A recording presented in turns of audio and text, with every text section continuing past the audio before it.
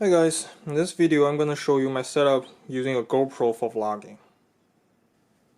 So I have this GoPro for years and I started trying to vlog with it. And the first thing I noticed that with only a GoPro and its original case, you get really bad audio as well as no really a good way to hold it. So I looked up online and I bought the pieces to put together this system. Now let's break it down.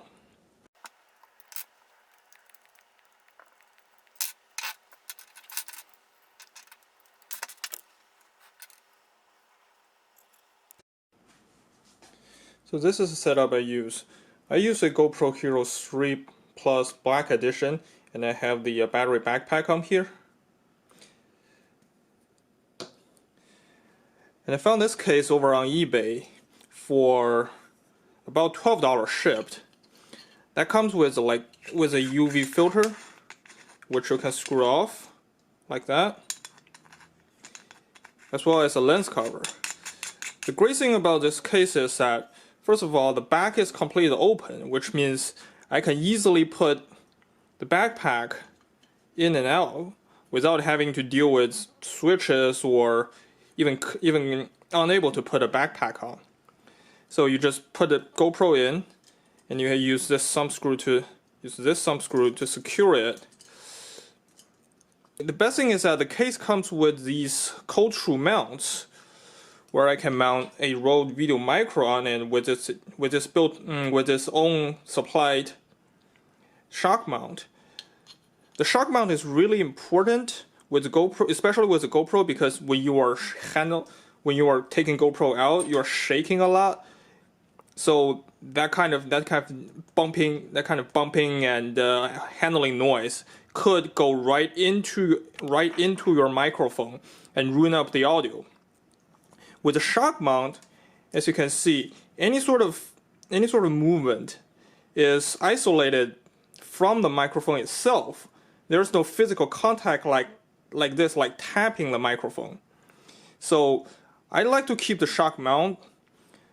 I know a lot of other YouTubers like to basically tape or use some sort of tape to tape the microphone to the case. I don't like that idea. And just keep this on. So yeah, basically that's it. Oh, by the way, everything that's shown in this video, you will have a link in the description below. So check that out. And this, as you can see, this is an audio adapter. This is one of the trickier parts, since GoPro 3 Plus, it's kind of old product, and it's kind of hard to find this. Adapters nowadays online. So what I did is I go onto eBay and bought some cheap ones. There is a likelihood that these cheap ones would not work, because there's some circuitry inside here that tells GoPro that this is a microphone. You would need that circuitry for it to work.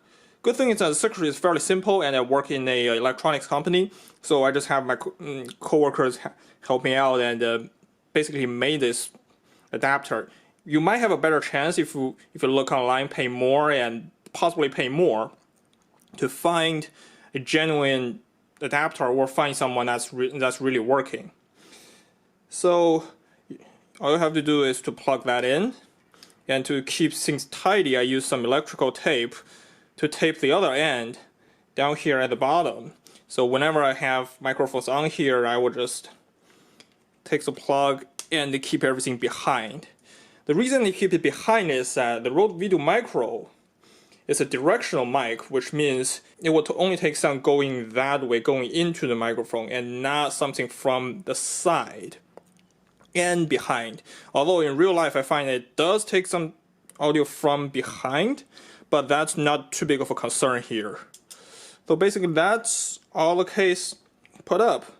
And then what you do is that you take a quick release base plate for GoPro, like that.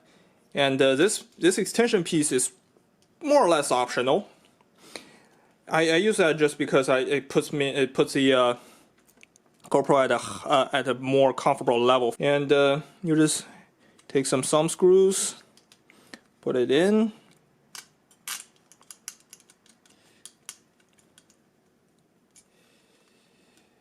And voila, there you go. This case is also made of aluminum. That comes with at least 1, 2, 3, and 4 different locations where you can just screw in a normal tripod. I choose to use GoPro instead of using a normal tripod mount is because I like to have this quick release so I can move this from place to place.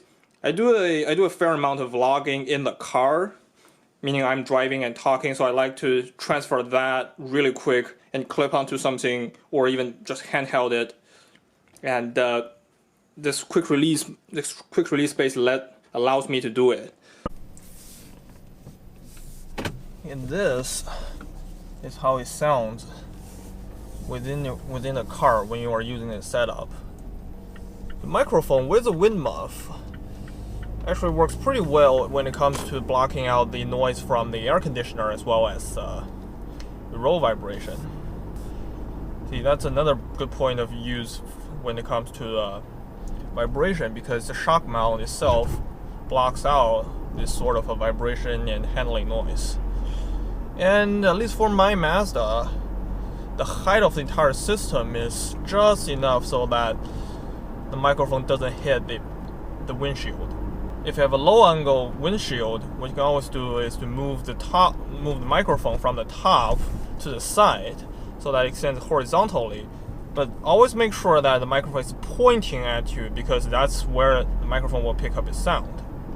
So usually what I do when I transfer from car to walk mode is basically I have this tiny little, move that out of the way, I have this tiny little tripod, and I have one of these bases where you have screws on the bottom.